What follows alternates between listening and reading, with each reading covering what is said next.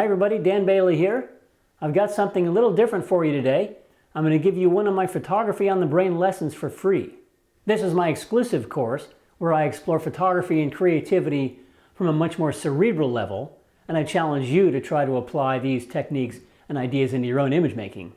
The goal with my photography on the brain lessons is to explore creativity from a more thought-provoking approach than I typically take here on the YouTube channel videos, which are often more tips-based. There's a lot of great content on both platforms, but if you do want my Photography on the Brain 20 lesson bundle, that's over 3.5 hours of insight that's designed to help you push your own creative boundaries with the camera, I want to give you a special deal. You can follow this link or in the description below and get the 20 lesson bundle for over 50% off. So either way, enjoy this lesson, please subscribe to my channel, feel free to leave me a comment, and have fun with your cameras out there. In Japanese culture there exists a term called WabiSabi. You've probably heard this term. It basically denotes embracing the imperfections in the world. This contradicts what we have in our modern Western society here. We're driven by this need to be perfect. And this ends up causing a lot of contradictions in our daily lives. You know, in some ways it kind of drains the depth and the authenticity from our interactions, and it creates this fatigue because we always feel like we're missing something. There's always something we're searching for. And oftentimes what we end up learning is that this path to perfection is a dead-end road because it rarely gets us anywhere. And when we do find ourselves at the end of it, it's never as satisfying as we think it was going to be. The reality is that the breathtaking nature of the world and the wonder of everything that exists in it is built on the imperfections that exist everywhere.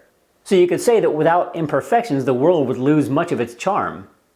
There exists this weird dichotomy with us. You know, as artists, we're trying to perfect our craft and excel at what we do and create this perfect thing. But at the same time, we're trying to do it with style and add a sense of unique individuality to our creations. And by the nature of that, the aspect of style actually implies that there's some sort of imperfection to it, don't you think? As I often like to do, I'm going to use music to illustrate this idea. So think of a band like Led Zeppelin. Amazing rock band. They wrote such great songs and performed them with such power. But by the nature of rock and roll itself, there were always imperfections present. Maybe the mic distorted a little bit, or maybe Jimmy Page was playing a little sloppy on this solo, or maybe Robert Plant's voice cracked, or maybe Bonham, just was a little behind on the beat when he came in on that last fill. But those are what made the band awesome. I mean, think about, what if Led Zeppelin played every single note on time, perfect, and never made a mistake, with never any distortion in the tapes? It just wouldn't be the same. The point of this is that Jimmy Page and the rest of the band were artists. They were trying to create power. They were trying to make rock and roll and make a statement with their music and their craft. And if it wasn't perfect at any given time, that's just the way it was, and we loved them for it. And that's the same with any artist, whether you're a musician, a photographer, painter, you're doing your craft, you do it by feel. And any given day, your ideas and your technique and your style can vary a little bit. And it's those slight imperfections and those slight differences in what you do on a daily basis that add to the quality and style of your work. Because in the end, it's not the individual technical processes that went into the craft or the creation. It's not how perfect everything was. It's not how well you executed every step along the way. It's the overall cohesion of the final product that matters. The sum of all of your craft and your technique and your ideas and feelings on any given day that lend to the authenticity and the realness of whatever it is you created. So as photographers, we often walk this fine contradiction where we're trying so hard to capture these pictures with perfect technique and our expertise with lenses and the craft and Photoshop, except that we're trying to impart some level of imperfection to the work so that we can make it ours, so we can add our own style. And then of course there's those compositional rules that we try to follow, and those are sort of based on adding techniques that create imperfection in the photos. For example, not placing your subject in the center, having balance between left and right, or front and back, or strong colors, cool colors, contrasting tones. So we try to add all of these elements to denote imperfection in the hopes that we can create this perfect combination of technique and factors and tones and hues and make an image that wows everyone. And then there's the constant element of bigger raw files, more image stabilization, better cameras, more camera settings that will allow us to create the perfect image and eliminate problems. Then there's Photoshop, where we can crop, resize, do noise reduction, and adjust all the tones so that we can get that perfect image. So from that standpoint, the very nature of digital photography is entirely geared around eliminating any sorts of imperfections in our work and catering to our perfectionist tendencies. And that's not always a good thing. And that brings us to the question, what exactly are we trying to do as photographers? Are we trying to perfectly reproduce the world, or are we trying to make art? Is your goal to create perfect reproductions of the world in front of you, or is it to create art that communicates ideas and messages and feelings to your viewer? I talk a lot in my lessons about photography being more about abbreviation instead of reproduction. But when it comes to perfection, the fact is, perfection is boring. Mistakes are humans. The imperfections in what we do makes us who we are. And that carries through in our art as photographers. And of course, if you're so fixated on perfection, there's a really good chance that you're going to miss a lot of those beautiful, breathtaking, dynamic moments that make the world so special. That said, I know that it's very easy to fall into this trap. We all obsess about gear. We all obsess about our photos and our composition at times. We all spend way too long sliding sliders in Photoshop and Lightroom in order to create the perfect balance between light and shadow and color and contrast. It's what we do. So how do we get around this? Well, fortunately, there are a few different things we can do. And one way is to go back to old technology. Some photographers are going back to shooting film. Of course, you can get plugins that replicate film. There's a lot of software packages that do an amazing job perfectly reproducing a severely imperfect and limited medium. And I realize for people who grew up shooting film, that might seem a little funny.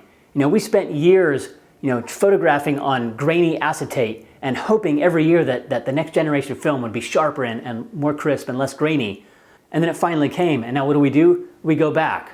So it's actually no surprise that people who are under 30 years old are embracing old technologies like that, like film and film simulations and those film packs and every other thing in life, records, vinyl. This is a generation who grew up on perfection. Everything that they had was reproduced digitally, or it was engineered to perfection by the time they were born. So they've grown up always longing for something that's actually real and not just perfectly digital. So another thing we can do is adopt imperfect techniques. We can shoot things that are out of focus. We can shoot things that aren't composed properly. We can, photograph scenes and use exposure. We can blow our histograms. Do things that traditionally would get us criticized if we were to be critiqued. And that's where, photography teachers and photo forums and things like that, we're not helping. We're not doing a service. We're not doing you guys a service. We're the guys who are going to tell you, oh, your photo isn't properly composed, it's overexposed, you blew your histogram, well, it isn't focus, well, it's too grainy. Well, I'm never going to say that because I'm not afraid of a little grain and a little noise, but you know what I'm talking about. You post a picture that's imperfect on a photo sharing website, and you might get ripped apart.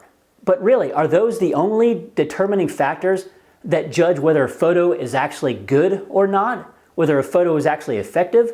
Are those the only qualities that denote whether a photo actually succeeds in communicating a mood and evokes a feeling to the viewer?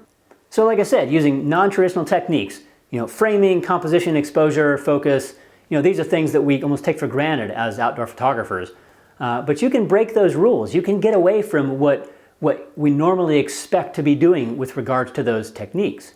Now, I've said this before, I'm fascinated by the notion that photography is not about reproduction, it's about representation and abbreviation.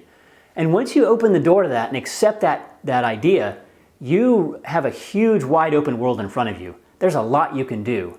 You've given yourself a lot of options. You suddenly have a free pass to do pretty much anything you want because your goal is not to create a photo that shows your viewers what they're looking at. Your goal is to make a picture that reminds them of what they're seeing and how it makes them feel. And those are two very different things. Now, I consider myself a pretty competent and technically proficient photographer with a lot of knowledge about what goes into making a good photo, but I gotta tell you, I love breaking the rules and seeing just how far I can go in order and still get the message across. So I want you to do the same. Your assignment this month is to break some rules. So if anybody asks, you tell them that I said it was okay. But I want you to get out there and break outside of the barriers of the box and push your boundaries and shoot with some non-traditional techniques. Do things that you've resisted in the past. Explore concepts and ideas and visual styles that you've shied away from before. I know that for some of you, that might be as simple as cranking the ISO dial way up, which God forbid might give you a little bit of noise. I like to tease you about this kind of thing because as we all know, noise is not the enemy. Also, embrace the mistakes. A lot of times your focus might not capture something or else you blew the exposure. But as you're editing your photos, try to analyze whether your intended message of the shot actually comes across, despite all the glaring technical imperfections that might be present. And the funny thing is, when that message comes through, suddenly all of those imperfections will just fall away. They'll become invisible. None of them will matter. One thought came to mind when I was planning this lesson. Try thinking like an impressionist. Study impressionist paintings, or study paintings for that matter. Put that idea in your head and spin it around and do some really wild experimenting and see what happens. So in the end, letting go of that notion of perfectionism in your art and your imagery is going to unlock your creativity in a big way. It's going to open a lot of doors for you. It's also going to take away all the worry, because you won't be afraid if you miss stuff. So I hope you have a lot of fun with this. So thanks again for watching and taking the time to learn from me. Again, I really appreciate the support of you signing up for my lessons. Spread the word and let other people know about this course too. So take care, happy shooting, and we'll see you next time.